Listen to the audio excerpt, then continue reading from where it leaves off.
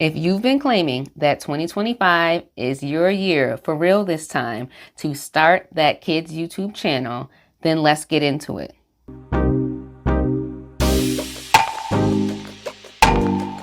What's up, y'all? Welcome to An Essence, where I'm building my financial freedom dream from scratch, and I'm waiting on you to build your dream with me. Can you believe it? It's 2025, and I'm coming up on my 1-year anniversary of starting this In Essence channel. It has been amazing to build that community with everyone. Every single person that comments, I try to respond back. If you got questions, I'm trying to answer them. And I'm trying to subscribe to every single one of you out there. So definitely comment with the name of your channel because I will subscribe to you. And I definitely look at your channel when I subscribe. I really do. I'll be watching your videos. I've jumped on some lives. So I love building that community with you. Not all Faceless Kids channels are created equal. There is lots out there, and some are making thousands while some are struggling and making much, much less than that, to the point where it makes it feel like, is it even worth it? You know, I've definitely been there before. So if you're starting a Faceless YouTube Kids channel in 2025, picking the right niche could be the difference between success and frustration. So the first thing we need to talk about is what is profitable. You want to pick a niche that's profitable and that has a high CPM. So CPM is cost per mil, and that's how much advertisers will pay for every 1,000 views. That's where the money is. The higher the CPM, the higher your RPM, and your RPM is your revenue per mil, basically how much revenue you make. So the advertisers will pay a certain amount of CPM, and then YouTube will give you a percentage of that, leading to your RPM. So they kind of go hand in hand. Okay, so let's break down these niches. Number one, we have educational content. Why is educational content so profitable? Because parents love it, teachers love it. So if it's something that the kids can learn from it, you know parents are running to put that on, and even teachers are using that in their classroom, which is a great exposure point, because if teachers are showing something in the classroom and the kids like it enough, they might even go home and watch it. So that's just giving you the extra views that you need. Another big niche is bedtime stories and meditation for kids. That is very major because you want them kids to go to bed, right? Go to bed, take a nap. At least that's how I feel. When it's nap time, you want to put on something that's calming, or if the kids are in school, the teacher might put on something, you know, slow and relaxing after lunch or for nap time. You want them to lay down and be relaxed. So there's really, really big profitability in that because that's something that they will play for a long amount of time, right? So if a kid has to nap for 30 minutes, the parent might put on your video and watch the whole 30 minutes. And you know, that's a lot of value, holding retention for 30 minutes on one single video. So imagine if you had a bunch of sleep or meditation videos that were, you know, an hour or two long, something that can just play in the background all the time. Those are really, really major. So you can find some AI generated voices with some very calming images or a story for it to narrate, or you can narrate it yourself, you know, faceless, voiceless, but maybe you have a nice voice and you want to read a story. So that's a really, really great niche to look into.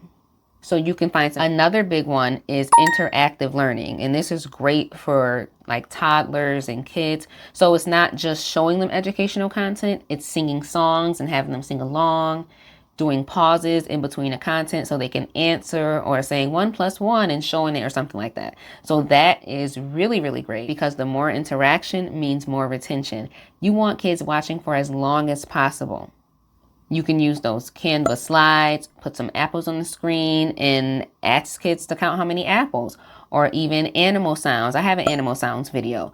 You just show the animal and do the sound, and it's learning. Simple as that. The next factor is STEM and DIY science experience. These are really, really great for YouTube. Now, if you truly want to do a faceless, voiceless, and you want no part of the camera at all, then this one may not be for you. But even if you just show the camera on your hands and your materials, and then you do the experiment, that's great too. These do really, really well on YouTube. And then they're also educational. And YouTube promotes STEM learning. So that just gives you better chances of them giving you more impressions on your videos. Now, this next niche is a really big one, not only for kids, but adults too, and it's ASMR. ASMR is so popular and it can be so relaxing. I like to watch them too sometimes, but it's just when people let noises be what they are. Is that not a good description?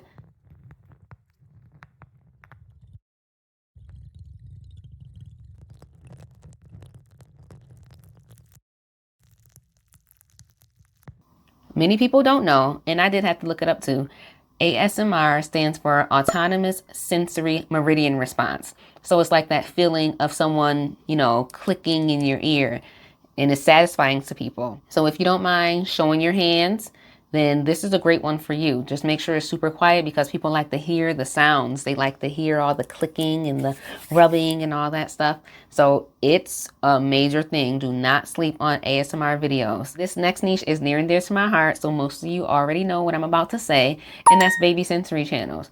Baby sensory channels are a great way to be very profitable on YouTube because they have long watch times and high retention rates if you get it right. Now, if you're new here and you want to know how to create your own baby sensory channel, I break it all down from you from head to toe. So check out this video if you want to learn how to do that and if this niche is for you.